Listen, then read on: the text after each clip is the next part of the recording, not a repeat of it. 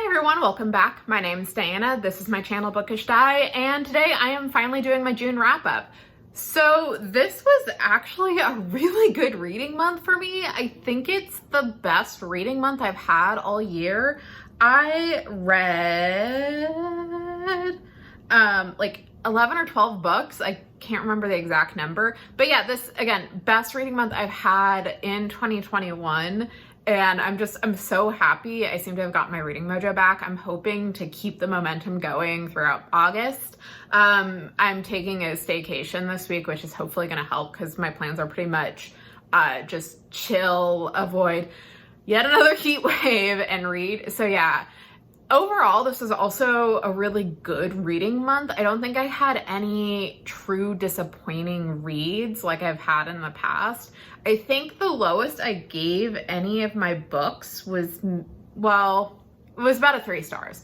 I would say, yeah, that's actually, pretty good, especially considering in like the last month I've had a couple of disappointing reads. So I'm really excited to talk about the books and to share a little about what I've been consuming.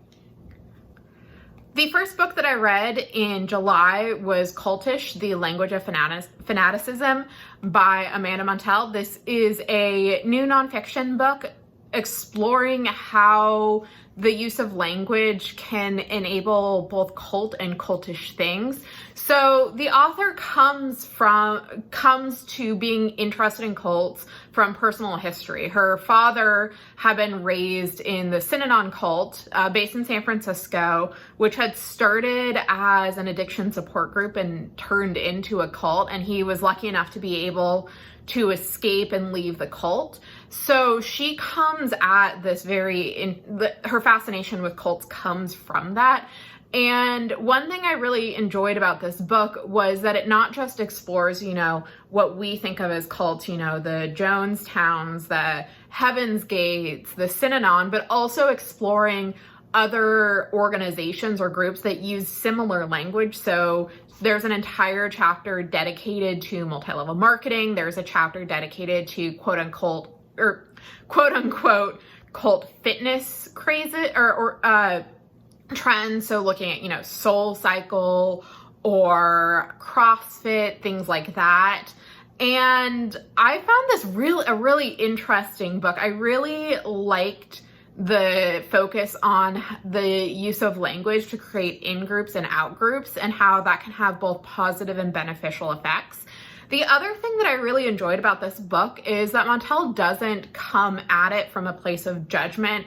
It's not oh my God, look how dumb these people are because they got involved in a cult. It's exploring, these are certain things that make all of us vulnerable to this type of in-group, out-group language.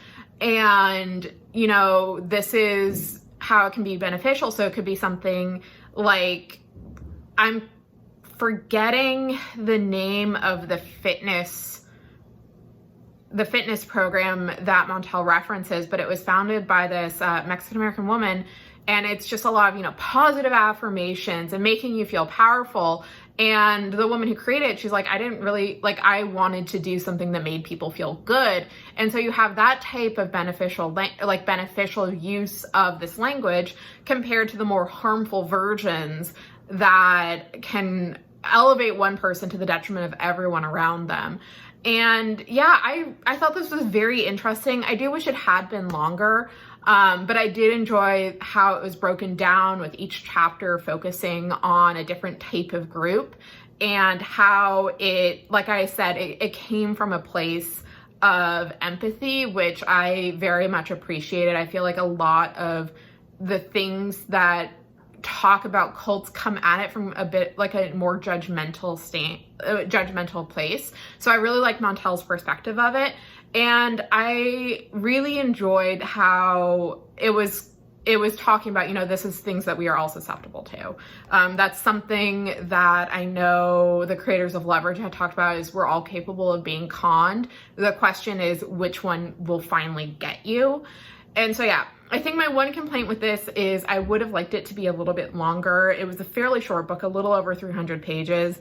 And I think there could have been a little bit more done to flesh it out. But overall, a really enjoyable read. I would recommend it. I gave it 4 out of 5 stars. The second book that I read in July was a book that I actually started back in May, but I had been slowly consuming it throughout the months, and that is We Hunt the Flame by Hafsa Faisal. This is an Arabic-inspired YA fantasy centered on 2 points of view characters. There's Safira, who is a huntress, and Nasir, who is a prince who's trained as an assassin.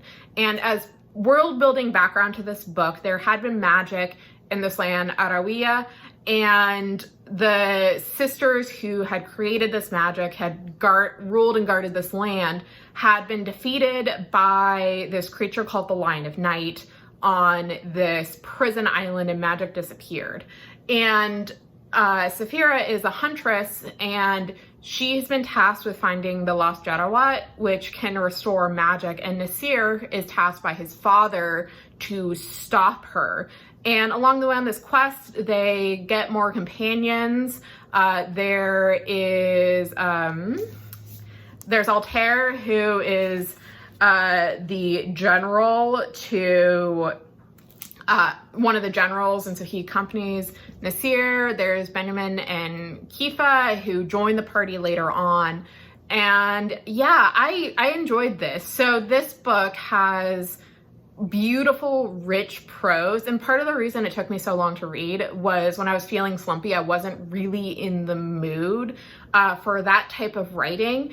And so once that switch hit where I was in the mood, I raced through the back half of this book. I think Faisal's writing is really, really beautiful, and she's talked about how she uses this type of poetic, flowery language because it's meant to invoke Arabic poetry.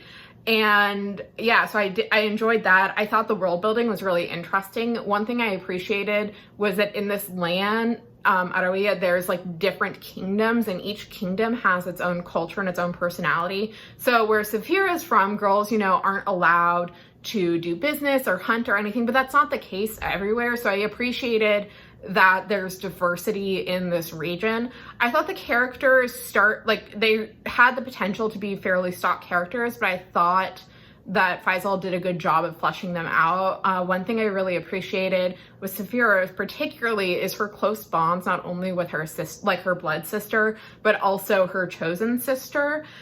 So I appreciated that as well. There's a lot of capable ladies, a lot of really great female friendships, which I always appreciate in a book. There were times where I did think it dragged a little. This is a pretty chunky book, and its sequel is bigger. And maybe there could have been a little bit more editing done. But overall, I really enjoyed this book. I picked up the sequel because I thought the writing was beautiful. I thought the characters were really interesting. The plot was really interesting. And I'm very interested to see how it all wraps up, considering it kind of ends on a pretty epic cliffhanger for one of the characters. And I'm very fascinated to see how this duology is going to wrap up. I would say I gave this a 4.25 out of 5 stars. I would recommend it if you're looking for this very immersive, diverse YA fantasy that reads very differently than other books in the genre. The third book I read in July was also a book I had started in May and just never got around to finishing. It is Dial A For Aunties by Jessie Q. Sumadu, read by Risa May. This is rom-com-esque, so it follows a young Indonesian-American woman named Medi, and she lives with her mom, and she also has 3 aunts: big aunt, second aunt, and fourth aunt. And in her family, there's a curse that causes men to leave, and she and her aunts are catering, because they own a wedding business. So big aunt does the cake, second aunt does hair and makeup, Medi's mom does flowers, Medi's the photographer, and fourth aunt is the entertainer. And they get hired to work on this very big, lavish wedding on an island, and several things happen that cause problems. So the first is that Medi's mom had signed up with her on a dating app and had arranged a date with someone who is a wealthy hotelier, and he tries to has sex with Medi, and Medi tasers him and accidentally kills him. So they have a dead body to take care of. And then the other main complication that comes out is that one of the co-owners of the hotel is Medi's former boyfriend, who she hasn't told her family about and still has a lot of complicated feelings for. So I did enjoy this book. This reminds me a lot of a telenovela. So I would, if you're going to read this book, go in with that expectation. This is not, you know, your regular contemporary romance book. This is very much a heightened kind of farcical situation where just things keep happening. Like Medi's day with this wedding is, well, this might as well just happen. And yeah, so go in expecting that. Don't go in expecting something like Talia Hibbert's Brown series or Brown Sisters series, or like Alicia Rye or Alyssa Cole. This is very much telenovela-esque. So go into it expecting that.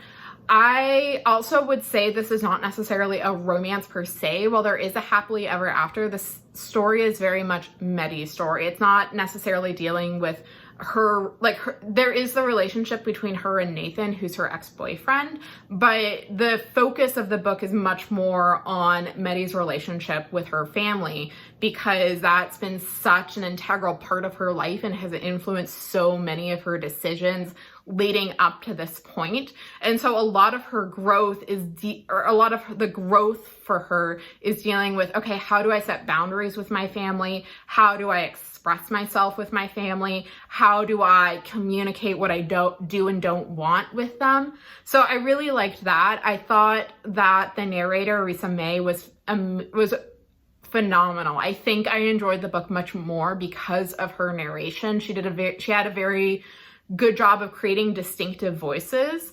There's also a lot of this book that's in this dialect that Sutanto talks about at the beginning of the book, this English Indonesian dialect where it might be difficult for some folks to read, but I thought, again, Risa May did an amazing job narrating it. And yeah, I thought the romance part was honestly the most underdeveloped part. There's also some dual timelines going on. I didn't quite realize that when I started, so I was a little confused. But overall, it was a really enjoyable book. I am looking forward to the sequel, which is coming out next year, I believe. So I gave this, 3.75 out of 5 stars. I would recommend it if you're looking for something, again, just very heightened, very fun. The fourth book I read was Fire and Heist by Sarah Beth Durst. This is a YA fantasy novel. It follows a young woman, Sky, whose mother has disappeared, her family has fallen into disgrace, and oh yeah, she is a were-dragon who's expected to complete her first heist soon. So this book, I can't remember how it came on my radar. I've read one other book by Sarah Beth Durst, which was Queen of Blood? Yeah, Queen of Blood, which is an adult fantasy novel. But so totally very different books. So this reads more, I would say like younger to middle way. So Sky is a were-dragon and her family is a group of, has a history of doing thieving and heisting. And her mom disappeared on a heist and it's led to their entire family falling into disgrace. And so Sky wants to figure out what's going on and why it's such a big deal. And she wants to, find her mom. And so throughout the course of the book, she assembles a crew to do a heist on her ex-boyfriend's father, who it turns out that's what her mother was targeting. And it goes from there. So this book was fine. I think for me, my kind of frustration with it, and not really frustration, but kind of where my expectations didn't meet or what I got, was I like heists where people aren't coming into it from a place of privilege. So shows like Leverage or Ocean's 11 or, White Collar to a certain extent, or Six of Crows. And this book, Sky does have a lot of privilege, and her entire motivation is not just to, the dragon's motivations are, to accumulate more wealth. But in this particular instance, Sky's motivation is to restore what she lost. And, that does include her mom, but it also includes a lot of the social status, a lot of the wealth. And so for me, there was that disconnect with it. I would say also, I wasn't a huge fan of the romance, and that is kind of a central motivation for Skye. And it's very much, PG, there's kissing, that's about it.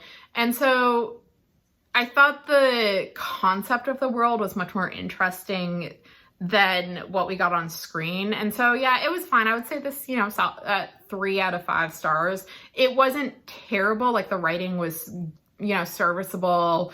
It read very well, but I think in terms of the story that we got, this wasn't exactly what I was hoping for. And I think it's like, it was just fine. The next book that I read was Happy Endings by Thien Kim Lam. It centers Trixie Nguyen, who is a young woman living in DC. She is estranged from her family because she had dropped out of pharmacy school at the urging of her then boyfriend, Andre, and wanted to become a therapist, and there was conflict between her and her family over that, and so she ends up leaving New Orleans, where she's from, and moving to DC. And Andre Walker, who is said ex-boyfriend, who had left New Orleans with breaking up with Trixie with a post-it note, essentially, to go help his mother, who is dying, run their family restaurant, except now the family restaurant has run into some financial problems with declining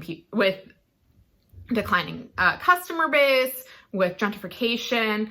And at this point, Trixie comes in. She is now a sex toy seller, and she is supposed to be doing a bachelorette party, and she and Andre meet.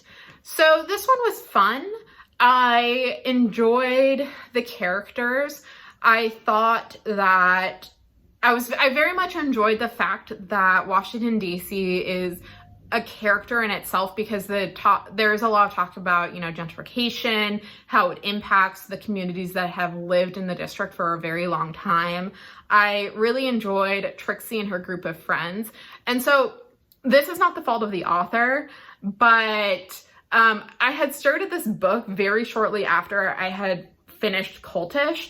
And in the chapter in Cultish where they talk about MLMs, there's, sample language about how Facebook MLMs will recruit. So it's like, oh my God, bestie, are you ready to join the boss bitches?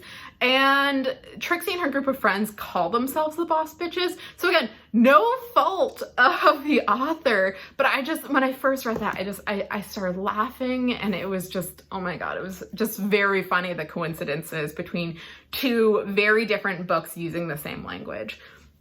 So yeah, so I enjoyed Trixie and her relationships with her friends. I could easily see the other woman becoming part, or like there being books following those other women. I really liked the sex positive nature of the book. I thought that was great. I liked Andre's relationship with his sister and his friends. I wasn't super sold on the relationship between Andre and Trixie, because some of the problems in their relationships just didn't get addressed. So the history with Andre's breakup with her wasn't adequately addressed, in my opinion. I also wasn't a big fan of how the bleak moment was resolved. It was kind of a big showy gesture, which didn't really tell me that Andre had changed, or like that some of the issues that had been a problem with this relationship had been addressed. And then my big problem with this book, honestly, was the writing itself. So I thought the plot and the characters were good, but I thought that the writing was just not good at all. Like it needed more editing. So for example, after Keisha drove off, Trixie rearranged the chairs to form a circle. She placed pamphlets on each chair. Her Monday night routine couldn't distract her from conflicting feelings inside her. It was just a lot of very short and choppy sentences, and it read like this needed better editing. And it was very surprising, because Avon is normally much better about editing. And so yeah, I think if publishes another book, I would read it, because I thought that there was a lot more in it, in this book, that I liked than I disliked. But I really hope that she gets a better editor next time. The other thing that was just kind of, and this is kind of a side note, this isn't necessarily influencing my rating, but I did think Lam did a good job of capturing that kind of hectic energy that a lot of young people in DC have. Like at one point, Trixie's like, I need to get this done before I'm 20, oh God, was it 25? I think it was 25. Before I'm 25, so I can show my parents when I'm a success. And it's just like, oh my God, you're making me so tired. Like, it's not the end of the world, or it's not like, oh my God. Anyway, as someone who used to live in DC and like dealing with a lot of those people, that struck me as particularly true to life. Yeah, so overall, fairly enjoyable, needed much better editing, 3.25 out of 5 stars. And I would be very interested to see what other books the author comes out with, because this is a debut, so I feel more forgiving for the writing aspect of it than I would if this was an author who had several books out and we were getting that level of choppy writing. After that, I read A Psalm for the Wild Built by Becky Chambers. I have published a full review of this novella, but in short, I absolutely loved this. I thought it was beautifully written. I loved the world building. I thought that, I don't know if Chambers meant to write someone going through a quarter life crisis, but I thought she did a great job with Dex and dealing and writing about Dex's feelings of trying to figure out their place in the world and their purpose in the world. I really enjoyed Mosscap and Mosscap's relationship with Dex. I thought that what was set out was just beautifully and wonderfully written. I gave this 5 out of 5 stars. I would highly recommend this. This feels very different than the other Chambers books that I've read. I think it's much more gentler and much more introspective than the Wayfarer book that I've read, as well as To Be Taught If Fortunate.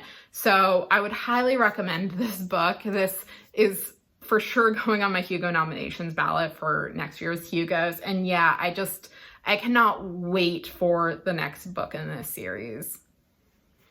After that, I read Puppy Love by Lucy Gilmore. This is a contemporary romance, and it follows Sophie Vasquez, who is the youngest sister in a group of sisters that train service dogs, and a wilderness firefighter named Harrison Parks, who is diabetic and needs a service dog to help track when his blood sugar is low after he passes out during a training and goes into a diabetic coma. And so Sophie has chosen a Pomeranian puppy named Bubbles, which does not match Harrison's expectations at all. And so Sophie has to work with Harrison and Bubbles, and they end up falling in love. I enjoyed this. I thought that this was a really nicely written contemporary. I did enjoy the relationship between Sophie and Harrison. I loved Bubbles, the dog. I enjoyed the sister relationship between Sophie and her 2 older sisters. I thought that the relationship stuff and the conflicts between Harrison and Sophie was really well written.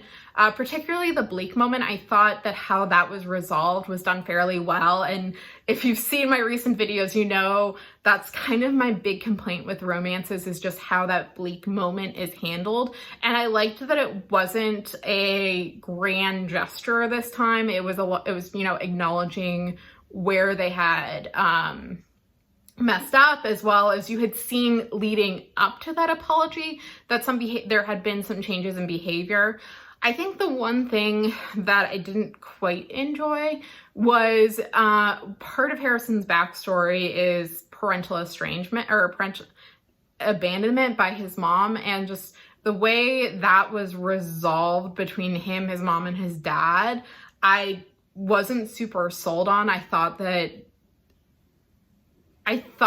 that how it was handled could have been done better, and I don't want to get too much into it for spoiler territory, but that was my major issue with some of the plot of this book. But overall, this is a perfectly decent contemporary. I gave it 3.5 out of 5 stars.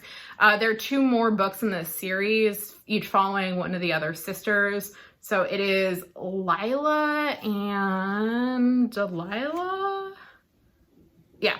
Anyway, So I'll probably check those out at some point and finish the series. But yeah, if you're looking for a contemporary that has some decent characters, has emergency personnel that is not a cop, and cute dogs, I would recommend this book. Next, I listened to the audiobook of Empress of Sultan Fortune, written by Nevo, narrated by Cindy Kay. So this follows a young cleric who is, going to this abandoned palace that had been off limits for a while to kind of document it for their order. And when they get there, they run into a former servant or a former attendant of the recently deceased Empress, who goes by the name of Rabbit. And as they're going through the palace and documenting it, Rabbit starts telling the cleric their story and asking at various points, do you understand? I really enjoyed this. I thought that the writing was really beautiful. I thought the story itself was very interesting. So the monarch that Rabbit served had come from the north after it had been conquered by the An dynasty, or the An kingdom, and had been married to the emperor, and once she had birthed a prince, had been discarded and cast out. And so part of the book is dealing with Rabbit's becoming involved with the Empress's various plots. And yeah, I don't want to get too far in, discuss the plot too much because of spoilery stuff, but I thought the language was very beautiful. I thought the narration was great. I thought that the story that was told and how it was told was very well done. And I had initially borrowed the book off of Hoopla, but I ended up buying my own copy. This is also up for a Hugo Award for Best Novella, and I would rank this really highly, which is going to be rough because I still need to read the Shauna Maguire novella, but as of now, I don't know how to choose between Empress of Sultan Fortune and Riot Baby and Ring Shot, because those three are all very, very strong contenders in my opinion. And I have no idea how I'm going to rank them. I gave this 4.5 out of 5 stars. And I have since read the sequel novella, which I will talk about in my August wrap up because I read it this month, not last month. But yeah, really enjoyed this book. I thought it was very beautiful and I cannot wait to read more from Nevo. After that, I read The Queer Principles of Kit Webb by Kat Sebastian. This is her newest male-male romance novel. It's set in the mid-1700s, so Georgian instead of Regency. And it follows retired highwayman Kit Webb, who, after he injures his leg, as well as another misfortune that befalls him in his last highway robbery, retires to run a coffee shop. And a young aristocrat named Edward Percy, who discovers that his father was is a bigamist, and that were it to come out, he would be placed in a disadvantaged position because he and his father don't get along at all. And so he and his stepmother, Marion, who is his childhood friend, plot to do a highway robbery to steal a green book that used to belong to Percy's mother from Percy's father to use as leverage to ensure Percy and Marion's daughters' subsequent care and survival. And so Percy meets Kit and they fall in love. It's a romance. They fall in love. It's a romance novel, obviously. I adored this. This had two of my favorite things: be gay, do crime, as well as the nobility is inherently unethical and needs to be dismantled. And it was so good. It was everything I wanted in historical romance. So to get more into it. So a lot of there's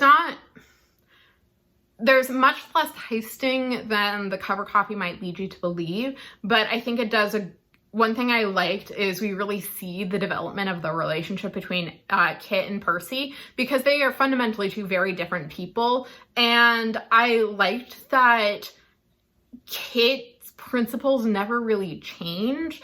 And through the revelation of his backstory, you see why he has these principles. And instead, a lot of the character growth does come from Percy and him re-examining his position of privilege within society, as well as him realizing the harm that his position causes other people and trying to work to address that.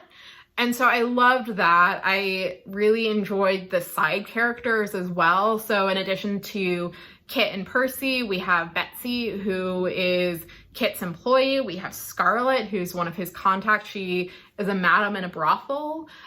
We have Percy's valet, whose name I'm forgetting. We have Marion. And yeah, I loved this book so much. This was just so much fun. It was such a delight. I think this is actually my favorite Cat Sebastian romance, and I've read several of her other books, and I pretty much enjoyed all of them, but I think this one is my favorite. I just really enjoyed the social commentary. I liked that it wasn't typically when romance novels are set, so I mentioned that it's Georgian, and this is a period of just ridiculous fashion, especially for men. So this, I would say, if you're looking for something similar, this is like The Great on Hulu, so about Catherine the Great, or Harlots, which is another Hulu show. So that type of period.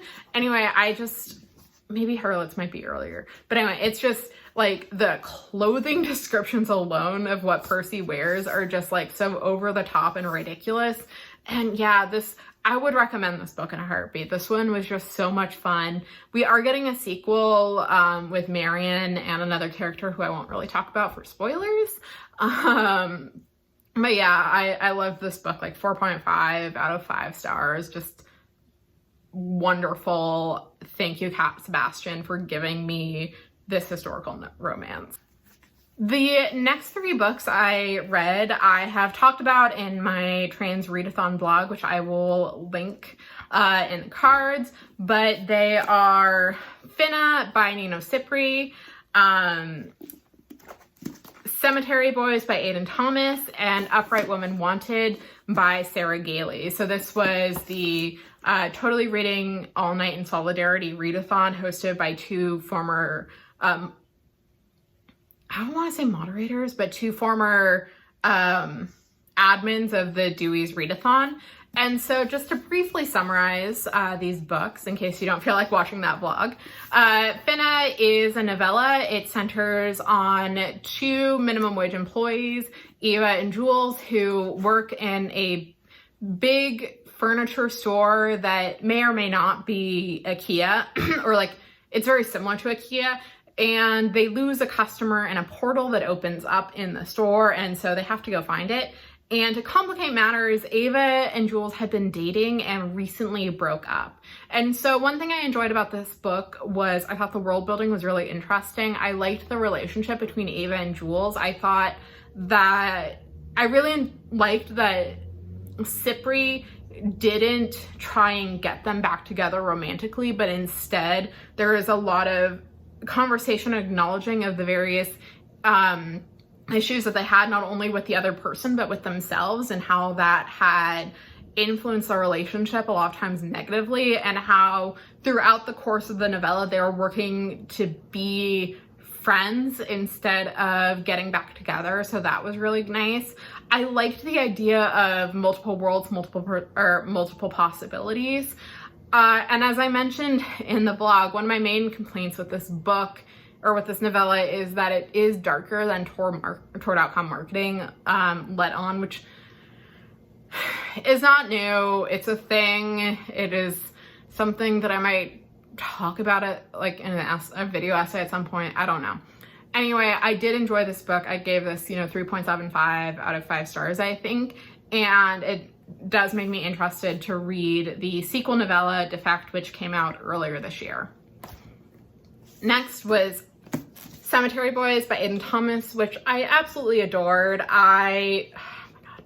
So just talk a little bit about the book and the plot. So it centers on a young trans brujo named Yadriel, who, along with his cousin Maritza, does a ceremony to dedicate himself to Lady Death and to be acknowledged as a brujo, and it succeeds. But before he can, you know, show his family, his cousin Miguel gets murdered, and to try and, you know, do what brujos do and summon spirits, he does so, but accidentally summons the spirit of one of his classmates, Julian, who has also recently died.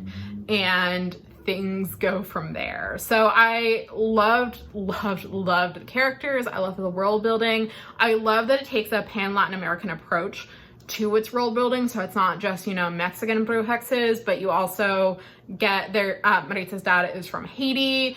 Yadriel's grandma's from Cuba. You get mentions of Central and South American brujexes. I loved that. I loved that it wasn't just solely tied to Catholicism, that there were a lot of indigenous influence as well. The relationship between Yadriel and Julian was lovely. I loved this book. It was so wonderful. And as I mentioned in the vlog, my main complaint with this book is it does get into the YA dead moms trope, which I'm not a huge fan of. And so I kind of understand why Thomas made the decision that he did with it. But that is my main complaint, is I'm just kind of very tired of dead moms and YA. But yeah, so 4.75 out of 5 stars, close to 5. This was just absolutely lovely. I cannot believe this is a debut novel, and it makes me really excited for what else Thomas is coming out with in the future. And then the last book that I read in the month of July was Upright Woman Wanted by Sarah Gailey. This is another novella. This follows a young woman, Esther, who best friend slash kind of girlfriend Beatrice gets hanged for having unauthorized materials, and so Esther runs away. This story is set in a future dystopia that has all the trappings of mid to late 1800s America, and Esther runs away to join the librarians who deliver approved materials and are secretly working for the resistance. And it was fine. This novella honestly left me with more questions about the world building than anything else. And that really detracted from my enjoyment while I was listening to this, because I was listening to the audiobook. It was narrated by Romy Nordlinger. And it's not good, at least in my opinion, it's not good if you're reading something and the world building just leaves the reader being like, but why, that doesn't make sense. How did it get here? And I think I would have enjoyed this more had this novella just been an alternate history Western, because other than brief mentions of like cars and diesels and generators, like there was nothing nothing in the novella where it needed to be that future dystopia. So there was that. And I also felt very white feministy to me. So it was like, because you have people who are queer or gender nonconforming who can be punished by death. You have women who are marginalized, but there's no real discussion about people of color, and it felt very white feministy to me. And yeah, I don't know why it's on the Hugo ballot, because it's very much my last choice. I think it's fine. It's not something that I would necessarily recommend. I've never read any of Gailey's other works, and so I don't know where this would rank in comparison to what else they've written. But this was just disappointing. It was fine. I gave it, I think, either 2.75 or 3 stars out of 5. It was okay. Yeah. Glad I borrowed it from the library and didn't buy it. So that is my June in reading. It was a lot of books, most of which I liked, a couple of which, like Cemetery Boys, that I absolutely loved. Yeah, so any of the books I talk about, have you read them? Do any of them sound interesting to you? I am sorry that my cats have not made an appearance this video. I got a new reading chair and they have claimed it as my own or as their own. So I think I need to negotiate with them over, you know, part-time custody over when I can have the chair versus them. Anyway, so yeah, please let me know in the comments below. And if you like what you see, please like and subscribe. Thank you all so much for watching, and I will talk with you next time. Bye.